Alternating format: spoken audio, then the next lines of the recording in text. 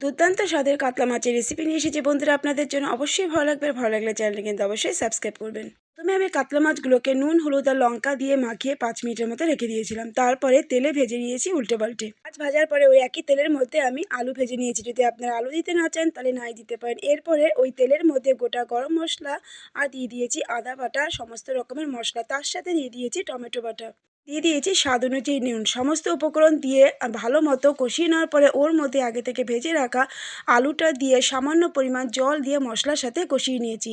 তেল বেরিয়ে আসার পরে ওর মধ্যে দিয়ে দিয়েছি 4 চামচ ফ্যাটানো টক দই। টক দই দিয়ে একটু নাড়াচাড়া করার পরে দিয়ে দিয়েছি 4 চামচ কাজু আর পোস্ত বাটা। এরপরে যখন তেল বেরিয়ে আসলো মশলা থেকে, তার মধ্যে পরিমাণ মতো জল দিয়ে ঝোলটা ফোটার অপেক্ষায় ছিলাম। ঝোলটা ফুটে ওঠার পরে ভেজে রাখা মাছগুলো দিয়ে 5 মিনিটের মতো রান্না করে নিয়েছি।